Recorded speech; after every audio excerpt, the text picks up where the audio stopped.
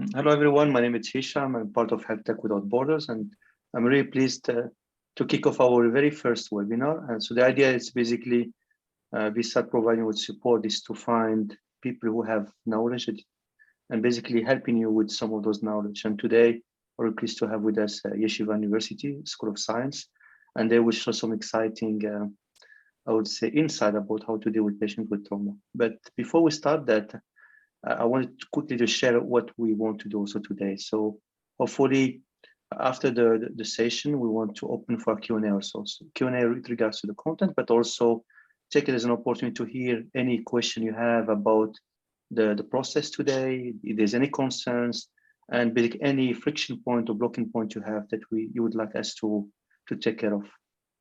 And having said that, during the session, I will invite you to put your questions on the chat. And afterward, we will basically open a Q&A using the chat, but also using the voice. Before we kick off, I would like to ask Mariana, my partner in crime, to share some exciting news. Yes, thank you, Hisham. And nice to see you all today. And with some of you, we talked with some of you, we did something like the big things. But I was responsible mainly for the technical side of this initiative, but I know that, let's say, the main pressure you have working with patients. So we are very thankful for your work, for your volunteering, and I hope that you feel the response also from the patients, from people with whom you work on our the telehealth platforms, both Doctor Online and Viveo Health, and for psychologists, that's Helping Hand from Poland. And I would like to share with you some news support which we received also from the big organization around the world, and as well as from the Ukrainian parliament. So Ukrainian parliament, which is called Verkhovna Rada, approved and recommended 2 of our platforms for official use for patients inside Ukraine and for refugees. As well, we received the support from HIMSS organization, which is responsible mainly, it's a big community of digital health specialists, ECH Alliance, this is European group of digital health. And as well, yesterday, we received the support from Massachusetts General Hospital, Global Disaster Response and Humanitarian Action.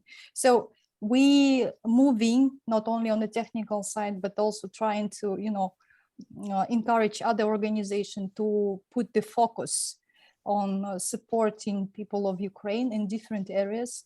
And thank you again for joining this initiative.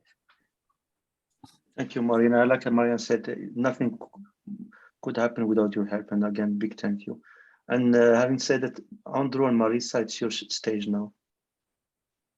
Thank you very much. I'm just going to go ahead and share my screen and give us all just a little bit of information on how we can support those who are experiencing trauma and are in crisis.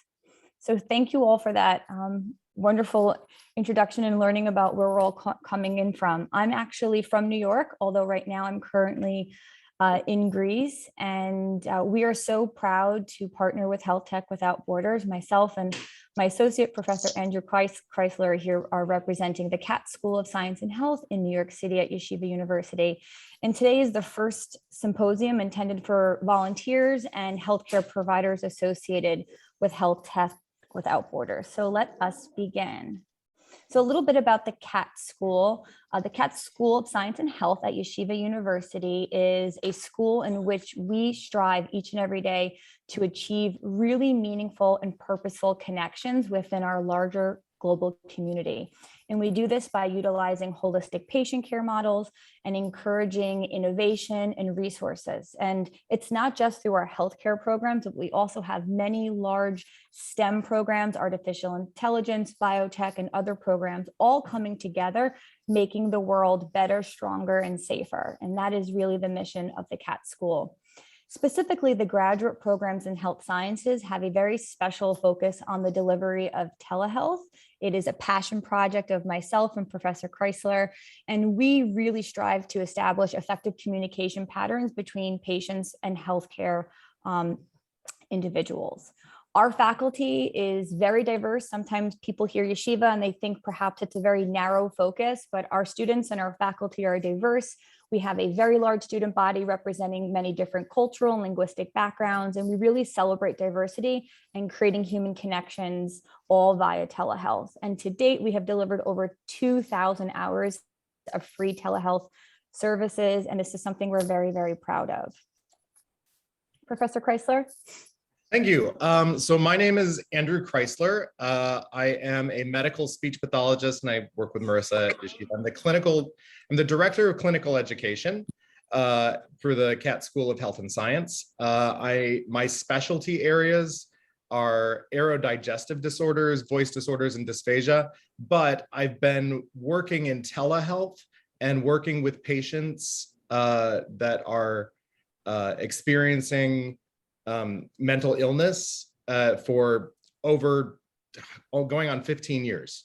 So this is a large part of my practice and what I do.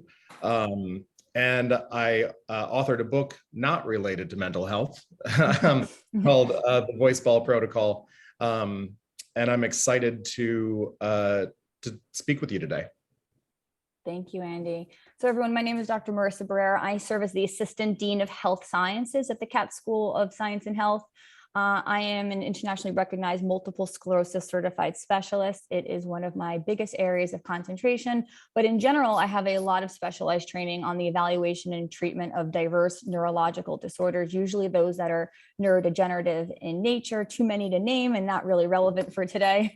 I have over 10 years of experience in the delivery of telehealth like Andy, and my special interests in terms of my patient care interactions are those that are very holistically focused, looking at the total body, as we sell, from, brain to toes, and making sure we're looking at the whole picture. And that often includes supporting patients, understanding mental health, understanding what experiences are shaping them, and how we can best support them holistically.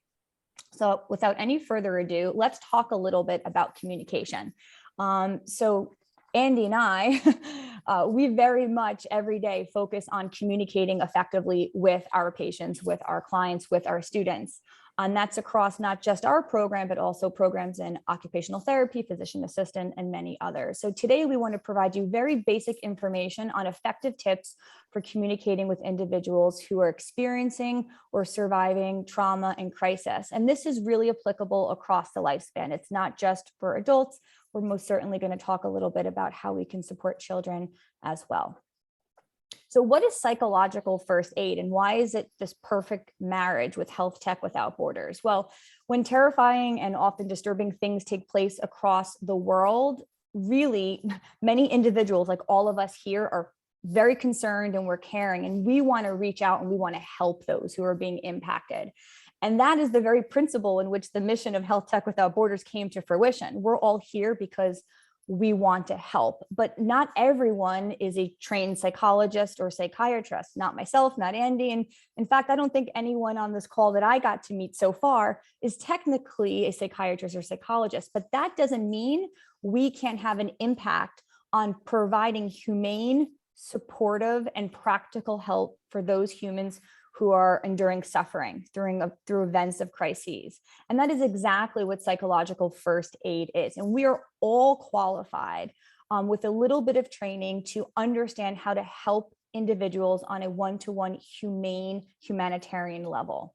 So through psychological first aid, we're going to be providing very practical care and support for anyone that we're meeting. We're trying to assess their needs and their concerns. What are the acute needs for water and food and information and medicine? We're listening individuals, but we're not pressuring anyone to talk. And we're going to be providing comfort and letting individuals know that, they're supported. We want them to try to find a moment of calm and peace in their day.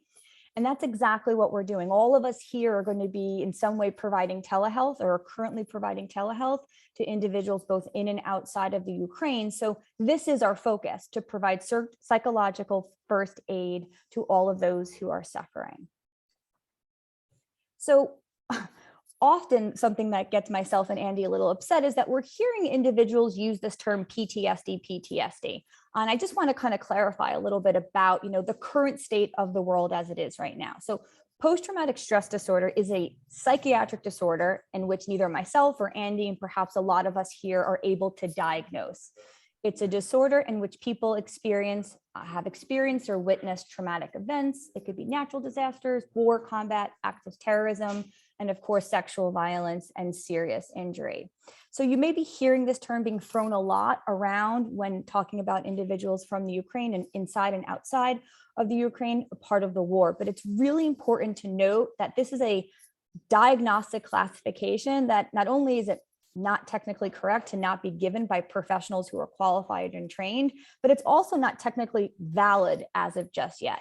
Because the people that we are working with and we're trying to support right now, they're not out of the event. They are still experiencing very acute and ongoing trauma. And that's something to be mindful of. This is something that's not static, it's continuous, and we need to be mindful of our terminology. So unless you're qualified to use this term, we're going to ask that we all just be really careful and just be more mindful of our semantics.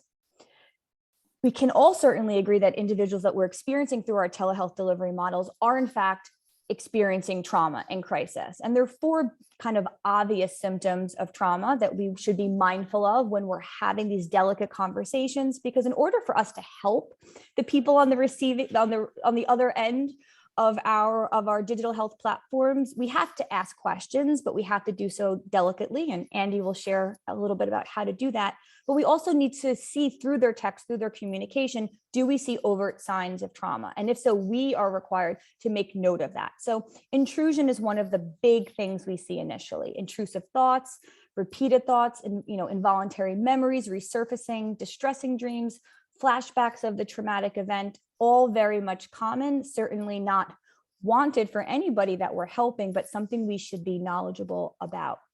We often see a lot of avoidance. Survivors of traumatic events or those who are currently undergoing crises have a tendency to avoid people, places, and activities, objects, and situations that may trigger distressing memories. And they might not even be fully aware of what some of these triggers are, and find themselves in very precarious situations. The third thing that we often see is alterations in mood and cognition. So we may ask a question that's relevant for us to help them, but they may not be able to answer that because they may have suppressed certain aspects of the traumatic event. They themselves may be presenting with negative thoughts and feelings, or feelings that are distorted or perhaps not even warranted, but we have to support and encourage. They may report feelings of fear, horror, anger, guilt, or even shame. Once again, our jobs is to support, to help find calm, and to let them know that we hear them and we're validating their feelings. They may also express not wanting to interact and do things that they should be doing or need to be doing because it's no longer enjoyable. And there's just an overall sense of detachment and somewhat being estranged from their larger community.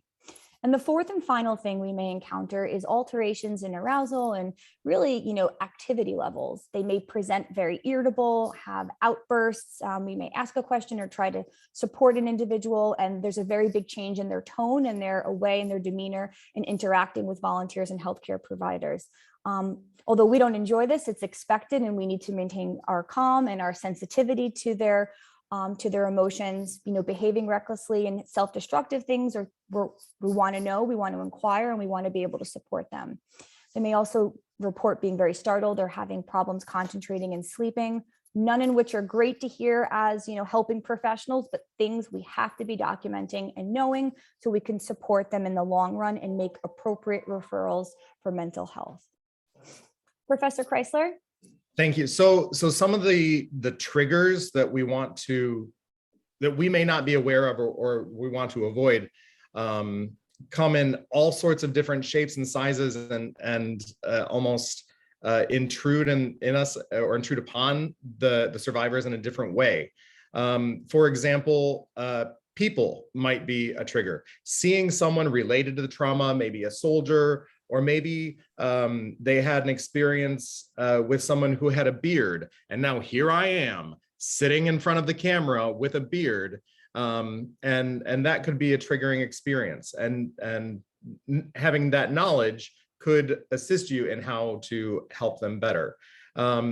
Things, seeing objects, even seeing a gun and then relating that to what happened to them, seeing a bus and having to experience that escape from Ukraine on a bus to get wherever they were going.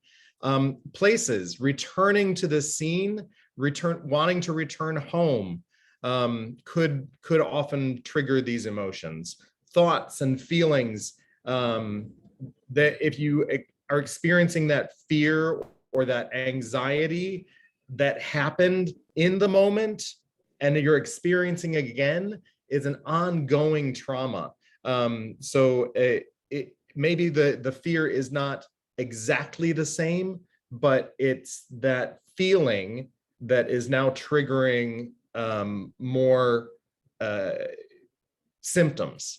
Then maybe sounds might be affecting something. For example, here in New York City, there's a lot of cars that are backfiring, and that could relate to maybe a gunshot or a cannon blast or a boom of some kind that happened in a traumatic experience. And then TV shows, reports, movies of maybe similar violence all over the world could trigger things, or the thought of having your trauma broadcast all over the world is a concern or triggers these emotions. Possible diagnostic terms and manifestations. Again, Marissa and I are not psychologists, we're not psychiatrists, and we're not going to use these labels as diagnostic terms. However, these things can come from trauma. So as we are triaging patients and seeing these symptoms, these things may occur after the fact or may be developing in the moment. So we want to do everything we can to minimize those symptoms, minimize the effects of that these could have in long-lasting things like generalized anxiety and obsessive compulsive, and specifically selective mutism in children. This is what we often see in children under the age of 10 that experience trauma. They just stop talking, period. And so we want to be aware that our triage can really make a difference and reduce the effects of trauma later on. So what are some of the symptoms or the responses to trauma? One, we need to understand that the response to trauma is really the fight or flight response. It's that animalistic part of our brain that goes into hyperdrive to either fight or flight when we are presented with danger. What does this mean physically? So this translates physically because chemicals in the body are released that affect heart rate, breathing, muscle tone, muscle tension, digestion, and cognition. So there are two things that we need to be aware of. One of the outcomes of this could certainly be altered decision-making. So we want to make sure that we're providing supported care and helping clients or helping patients make appropriate decisions for their situation and who is able to help and who might not be able to help. And so instead of running, some clients may, or some patients may run away from someone that is helping them or could help them more just because the fight or flight response was triggered because of a traumatic experience they had previously. For example, again, I'm going to go back to the beard. Someone with a beard assaulted them or did something traumatic to them, and now here I am on the screen trying to assist. So I need to take that into account, knowing that possibly I even triggered that fight or flight response. The other thing we want to be very aware of is that these psychosomatic items can present as other issues. So if you're having difficulty breathing as a result of anxiety and trauma, that could very well mimic other things. And we as healthcare providers want to make sure that we differentially diagnose accurately to make sure that we're not possibly medicating someone for something that they don't have. Digestion concerns are the same. A lot of digestion in terms of constipation and or vomiting or other GI concerns often have very, very similar presentations to those in terms of fight or flight. So this is how patients may respond or why they're responding in a certain way. So some of the symptoms that we often see with trauma and anxiety, these are both children and adults, and I'm going to try and differentiate between the two. So there are behavioral changes and moodiness, aggression, and those are often the ones we see in adults. But then we can also see them in children. We think they're misbehaving. We see temper tantrums, clinginess, or maybe just crying spells, frequent crying spells, needing more support and attention. Children often will have bedwetting incidents when they're experiencing trauma and fear. We want appearances of developmental regression. This is what I was talking about when the children just stop talking, or an older child reverts back to start acting like a baby and wanting to be held and coddled, and they're crying, and there's no they're doing this to get that support that they need, or the attention that they need in that moment. Often we see symptoms of stomach aches and headaches. There's constant worrying and negative thoughts, decreased appetite or increased appetite, difficulty concentrating, fears in general, fear of the dark, fear of being away from home, fear of public places, and being able to see that as a sign or symptom of anxiety because of the trauma is important. Hoarding items that seem insignificant. Possibly they're hoarding fruit, or maybe they're hoarding toilet paper for no particular reason other than it was related to something that they didn't have in the trauma, and that they felt they wanted.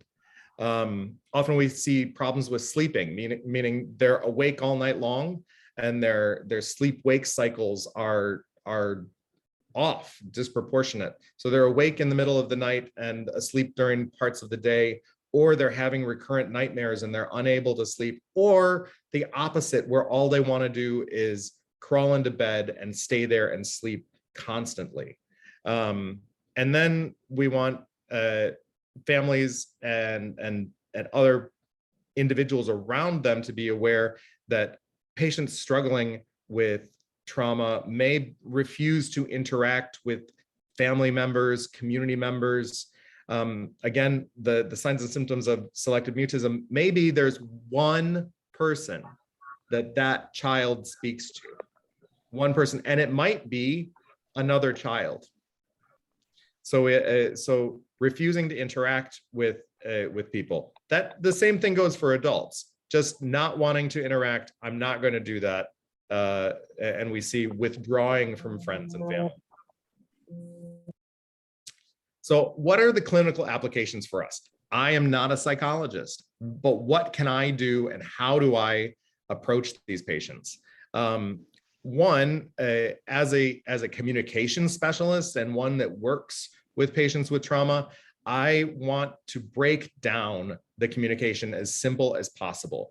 We often think of communication as a two-way road, right?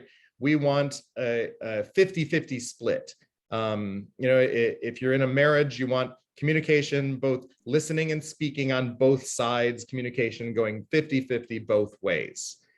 Well, oftentimes patients that experience trauma or are in the middle of that trauma cannot offer that same 50%. So we as caregivers need to see the other side. Maybe we're going 60-40, 70-30, 80-20. Maybe we need to be the primary communicator and pull information out as best we can. How do we do that?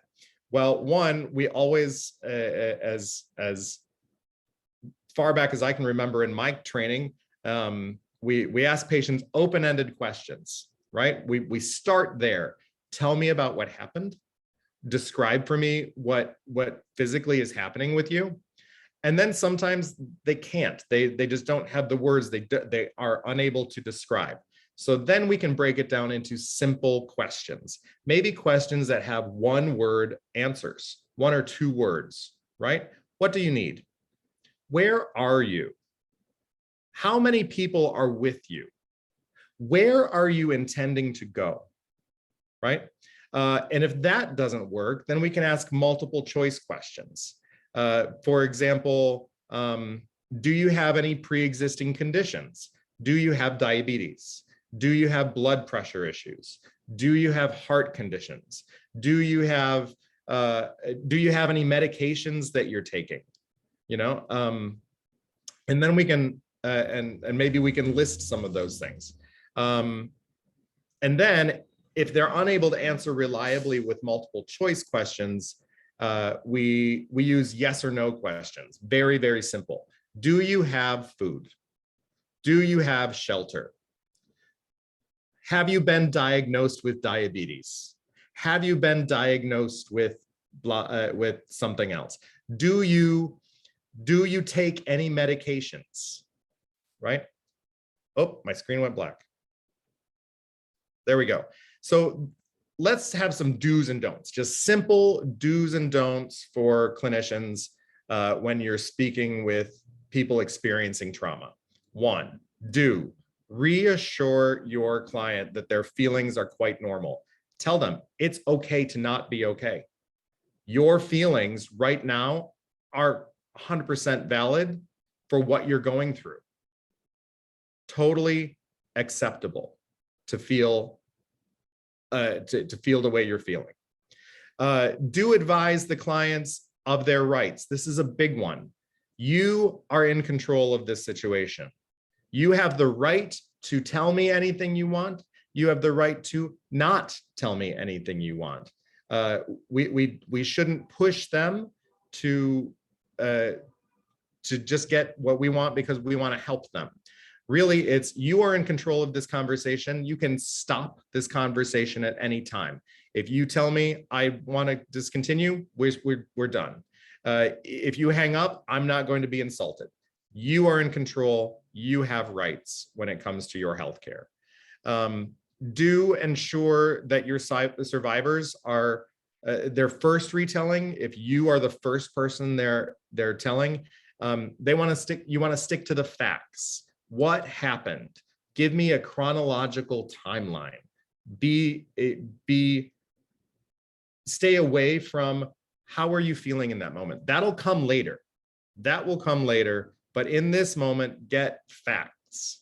Get a background history of the traumatic experience. Do your best not to interrupt the client unless they're way off track. We can bring them back to facts. Again, bringing them back to facts about what happened is important, but don't interrupt. There might be important information that they need to share, but we aren't even aware that it's coming. And pay close attention to those somatic symptoms that I was talking about earlier, the fight and flight response. Being able to say, I have a stomach ache, or I'm unable to use the bathroom, blah, blah, blah, blah, blah, and knowing that it could relate. So we want to be very aware that psychosomatic symptoms often accompany trauma, and do remain culturally sensitive while interacting with your survivor. So here in the United States, when we do telehealth and tele interactions with our healthcare patients, we want video. we want to see our clients, we want to see our physicians. But in Ukraine, I've been told they do not want to see us on video. They want to interact with us via text message or other communication styles. So be aware that your cultural norms may not be what are expected on their end. And really, we need to be sensitive on their end and not impose what we want on them. Do I think I could do a better job on video? Probably. But I am fully aware that the reception of that may be unwanted. And so here's some don'ts. What we don't want to do in that moment. We don't want to challenge any irrational thoughts. If they're saying something that is completely irrational, don't challenge it, just accept it and say, and move on to a different topic, maybe shift topic slightly to get more information. Tell me more about this, something that happened that maybe happened previously in the conversation. Do not overhelp. That's a big one. I make decisions all the time for my clients because that's part of my job, decision making, and especially when dealing with swallowing disorders, I'm deciding what clients can eat and how they eat it. But in this scenario, I don't want to overhelp. I don't want to make decisions for the clients or for the survivors. It's important for them to know that they are the decision maker.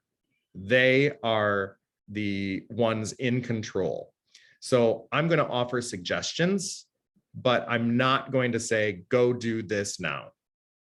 Unless, of course, they're in the middle of an emergency situation and clearly need medical attention. Do not minimize the survivor's experience. We want to avoid saying things like, that happens to everybody. This happened to me. We don't want to make this minimize this situation, because that will only lead to issues later on, because they then are convinced that what they're experiencing is normal. And we don't, again, we're going back to those triggers. We don't want to use trigger words necessarily. So if we can avoid certain words, the word that comes to mind in my head is possibly Putin and or Russia or something like that. We might want to avoid these kinds of things when we're speaking with our patients and keep it relevant to them. So what are some strategies or management strategies we want during times of trauma when communicating with patients, and how they can communicate with us? One, we want to normalize those feelings. It's okay to not be okay. What you're feeling in this moment is normal for this type of experience. We want to have open lines of communication. We want listening without judgment. Tell me what's going on. I'm not going to judge you about what happened. I'm listening. Sometimes that's all it takes. We want realistic and reassuring promises. So oftentimes as healthcare providers, we want to say, okay, I want you to go get your blood drawn, and I want you to go get this medication or that medication. That might not be available. So we want to make realistic, concrete promises regarding what you can do in this moment. I'm going to send you a link to some information. I'm going to send you a case history so that you can take this with you, or I'm going to send you a case history in English or a case history translated to wherever language you are. Maybe you're in Poland.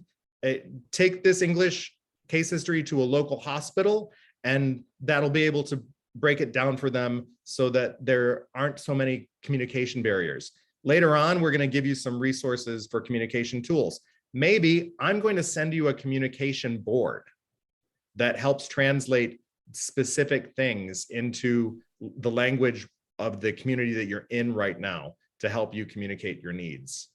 We want to establish stability and routine. Do the same thing every day at the same time. That routine, that stability helps people take ownership. Small routines are valuable and they often generate stability. I'm going to get up at the same time every day. I'm going to eat breakfast at the same time every day. I'm going to do my self-care routine in the same way that I normally do. And then we want to propose meaning. Everybody needs to be needed. Everybody wants to feel needed and necessary. And oftentimes when patients are experiencing that helplessness, that is a huge thing that can help them. If we can make them feel not so helpless, help yourself by doing this. Your job is to make the bed every day. Your job is to clean everybody's dishes at the end of a meal. Your job is to read a book to the children every night. Maybe it's younger children that need jobs too, or older children that need jobs for younger children. Your job is to read a book, or your job is to play a game with your younger sibling. That's your job. Your job is to take care of them and help them. I'm here, but your job is to do that. Small little things. And then self-care. We want to encourage people to take care of their personal hygiene, go for a walk, drink some water, maybe go sit in the sunlight. Do something that is for you and can take you away from, just for a minute, of that trauma that you're experiencing. If you're in a shelter or in a communal space, take a moment to step outside, get some fresh air, and then come back with a renewed personal sense of self-care.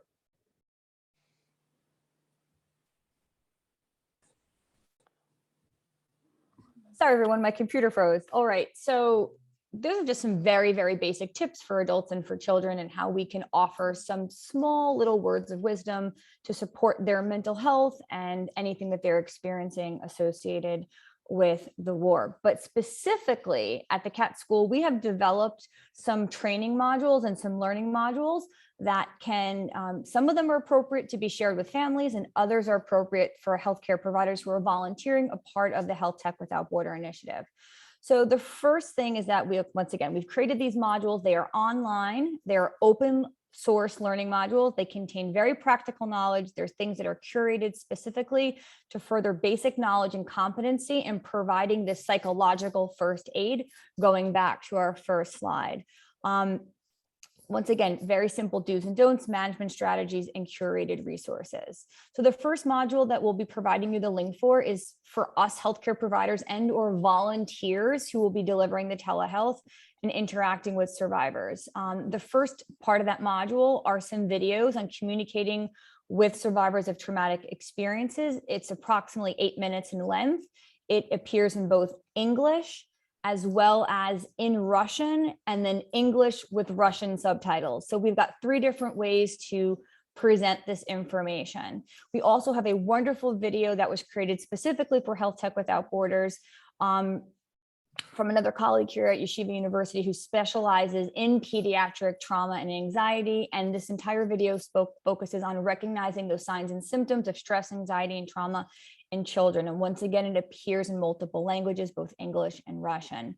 Then we have some handouts associated with psychological first aid for individuals like us, providing telehealth and resources and support for those in the midst of trauma and in crisis. We also have some resources from the U.S. Department of Veterans Affairs, specifically for PTSD, but we have some other resources we're working on there as well. But for military personnel, if you're encountering individuals who are currently serving or actively involved in the war, some special considerations for this group. And then lastly, the third. We also have a couple items of material for you to take care of yourself. What are the things you as a caregiver need to do when you're presented or you're taking in all of this information. You're absorbing all of those feelings and things. So how can you take a break and take care of yourself so that you can care for others ongoing? Correct. Absolutely. Self-care for caregivers.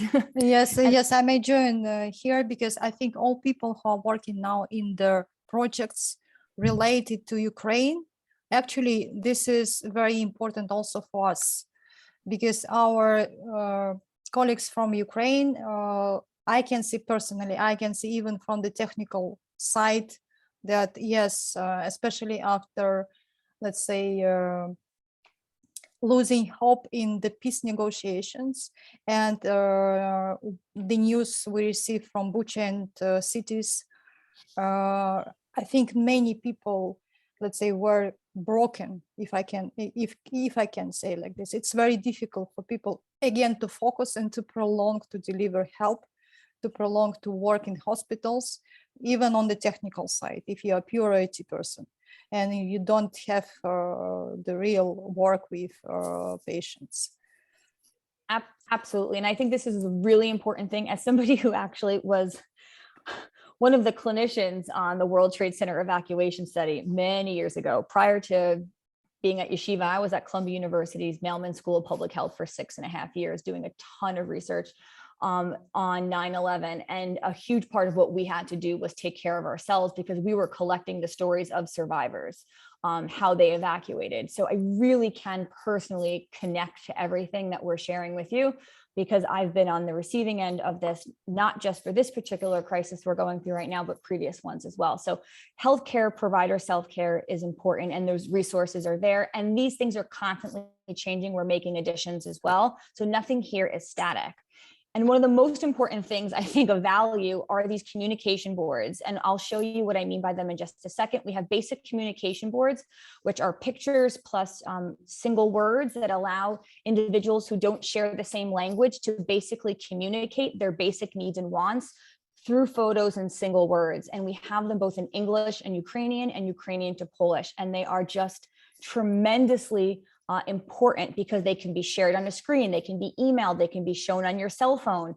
They're really wonderful resources for you to share with your survivors. Then the second module we have is specifically for families. This is a link you can give to a family.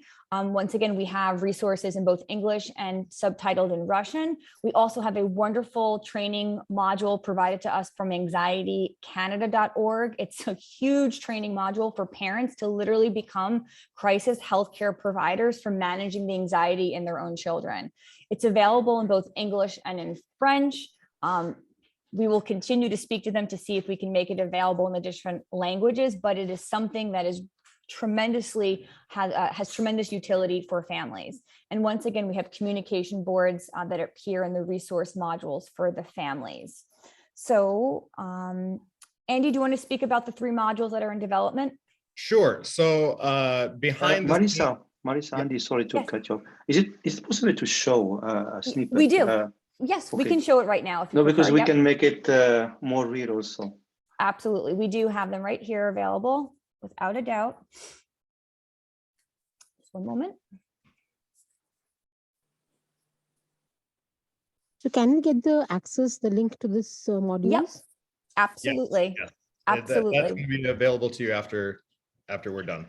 Yep. So everything will be available to you, but also available to anyone who wants it or needs it outside. Yeah, you can share this. You can share this freely Okay. with any of your colleagues or anyone that you think would benefit from having Sure. the information. Okay, just one second. I have to pull up the right page. My apologies. Give me 1 second.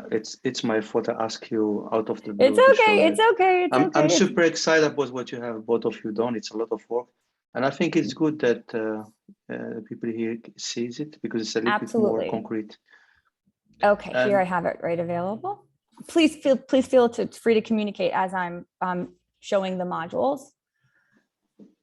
Okay, so when you get the link essentially takes you to the first resource, which here indicates it's really intended for individuals who are healthcare professionals or professionals volunteering in the psychological first aid. you essentially gives you an overview of the 3 different modules, and then you can just click continue. And then here it provides us with some basic information on what we're trying to do, the overview of this section, and then we have short 8-minute videos all here with closed captioning, and then the same lecture in Russian, and then once again, English with Russian subtitles. These are great, very user-friendly introductory modules for providing assistance to those who are not trained psychologists, psychiatrists, and social workers. And then we have 2 lectures, once again, both in English and in Russian, for recognizing signs and stress and anxiety in children specifically. All of these run about 8 minutes, not very long, short and sweet and to the point. We also have a very interesting conversation here about trauma and crisis in the Ukraine from our university, specifically all a roundtable discussion from psychologists and social workers and how we're manifesting the right type of response in these situations. So this is an excellent resource as well. And then once again, the part 2 of this consists of those psychological first aid resources. By clicking part 2 here, you'll be able to download PDF handouts on how do we respond as response workers, managing emotions, psychological first aid. Once again, a definitely useful resource for do's and don'ts, tip sheets as well. And then some articles and resources curated from US Center for PTSD and from the Veterans Office. Finally, part 3 are these communication boards. Communication boards are available in the languages that we've talked about, and they help facilitate essential language across different languages. By no means do we think anyone has a printer right now, but they're PDFs, they easily download. You can be shown on a cell phone, smartphone, whatever it is. They're really helpful to have single basic, as we call, survival communication when people don't speak the same common language. We have all the different boards written out here for you. There's 4 of them in particular. There's general words and concepts. There's a place where you can actually spell things out word by word. There's a medical board and a board specifically to body parts and ailments and different symptoms. So we think this will have great utility for all of you. They're downloaded here, both in English, Ukrainian, and in Polish. Marissa, can you just click on one of those, please, so we can absolutely have it right here already prepared. Oh, great. So this is an example. Once again, this is English to Ukrainian, and it's just very basic communication about what you need, help, like, think, good, bad, I'm here, bed, play, on, off, home, things of that nature. Then a board where they can spell their basic needs and wants and point to things. Then we have some additional information regarding pain scales. We have our Likert scales here regarding pain. We can talk about numbness, dizziness, headaches, some of those symptoms we've talked about, whether they be psychosomatic or they're otherwise. It's important that we can collect that information, or they can give this information to people in where they are, whether they're here in Greece and whether they're in Poland or Italy. It doesn't matter, but it's giving them a way to communicate in English being one of the more common languages across the EU, ways to describe what they're feeling. Here is their body. They can talk about specifically where they want to describe pain or discomfort, and some additional medical terminology. All the different things you can think about, body parts that will facilitate. And once again, it's available in both English and Ukrainian to Polish. So please share these resources. And the second module is for those who are for families, and it's similarly designed. We have those 2 lectures on anxiety and symptoms for children. And we have information on the communication boards. And here we have access to a very comprehensive free online program for parents for managing anxiety in their children. It really teaches parents how to deliver CBT, cognitive behavioral therapy. It's an amazing resource. I know it won't have the utility of reaching as many as we would hope, but I will continue to be in communication with them to see what, if anything, we can get subtitled into Ukrainian or Russian to facilitate, meaningful dissemination of this content. So we'll get you these links right away. Please do check up frequently. As Andy will share in just a moment, we're actually developing 3 additional modules and continuing to grow these 2 modules day by day. Andy, give me 1 second and we're just about done. Sure.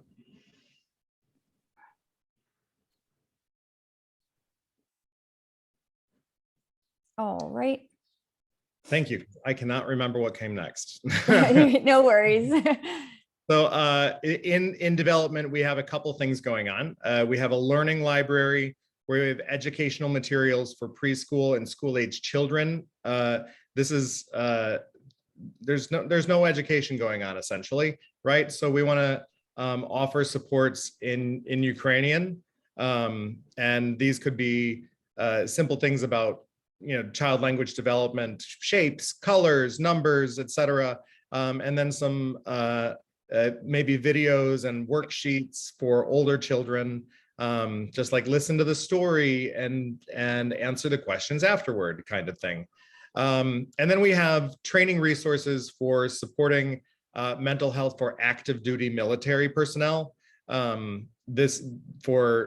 We have experts from the VA here in New York City that are specialists in PTSD, especially PTSD in military personnel, that are going to be sharing some information with us.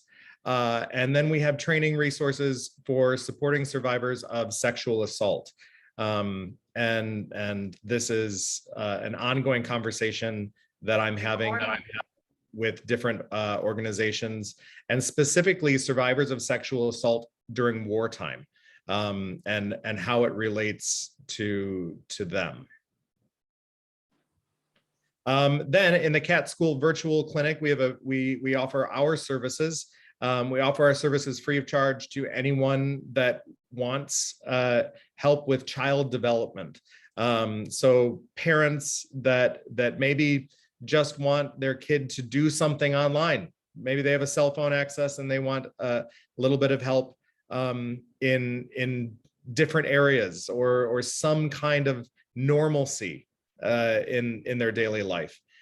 We do normal language development. We do delayed. We work with cognitive delay and delayed language development.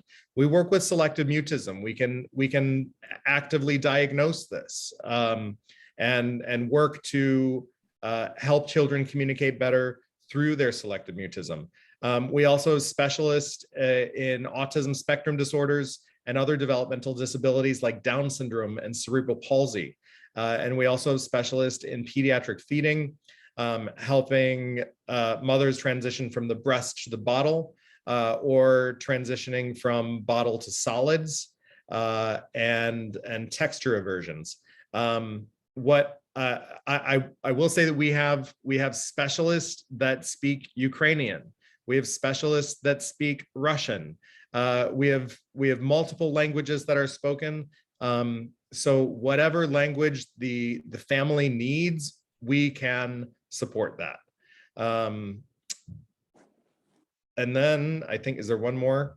No, we just want to know if anybody yeah. encounters a family, a mom who maybe is coming in for herself, but you're asking, do you have any children with you? You're traveling with a family, and, do they have any special needs? If you encounter any family that has any one of these conditions, or even something slightly that might not be listed here, send us an email at speechclinic@yu.edu, myself and Andy. And, if we can help, we will. And if not, we can even try to obtain those additional resources through Albert Einstein, through our physician assistant program, through nurse practitioner, through OTD. We have all these resources curated underneath me as the Assistant Dean of Health Sciences. So please reach out to us and we will be able to set up, whether it's using the Doctor Online platform or Zoom or anything else, we can get that rolling for them and make sure that they are getting the care that they need. We have the hours and the time exchange all put into place. Our days start at 5 or 6 a.m. so we can deliver care in the early afternoon for persons here in the EU. So we really thank you for your time and allowing us to share some of our passion projects that we've been working on. And we really just hope that you continue to stay in touch with us and let us know if there's resources that you may need. We'll certainly do our best to support that. And we too will be treating clients on triaging with you. So we're a part of this larger team, and we thank you for your time and all of your willingness to be a part of Health Tech Without Borders. So thank you very much. Does anyone have any questions for us or a discussion that you want to bring up? Please unmute yourself if you want to ask a question.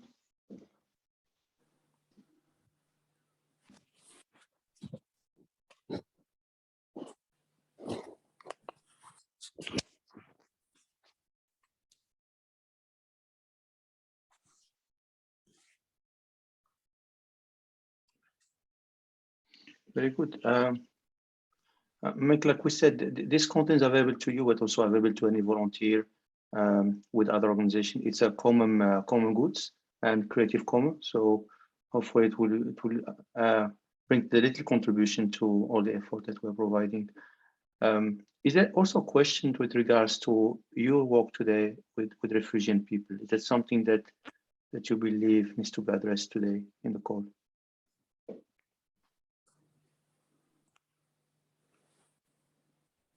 Okay, I have a question from Anna. Could you share this? Yes, we will share all those resources, and also we will post them on Credit Health collaboration space. So that's where we try to basically put all these resources together, but also which is a space to answer to any question. Sometimes the question that you might ask can benefit other people also. And the webinar, it's a series, and hopefully we want to do others. I'm curious to hear from you either today or via email or in Credit Health. What are the topics that you would like us to cover in the next session? And maybe one of you wants to volunteer to share first experience with patient and refugee.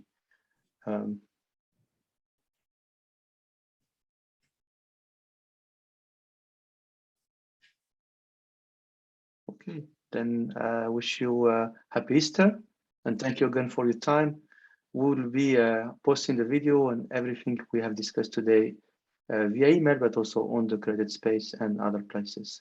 Thank you again, and I wish you a good happy Easter if you are Christian, happy Ramadan if you are Muslim. And how do you see that, Marisa, for Jew? Because something is upcoming now, right? Also in the Jewish religion. Happy Shoshana. Well, we've got a Passover starting tomorrow. So yes, we've got Passover, exactly. Ramadan, Easter. I think we've got it all covered. Yes, thank you all for your time again. Very good. Bye-bye, everyone. Bye-bye, everyone. Thanks very much, everybody. Bye-bye. Bye. Thank you. Bye. Thank you.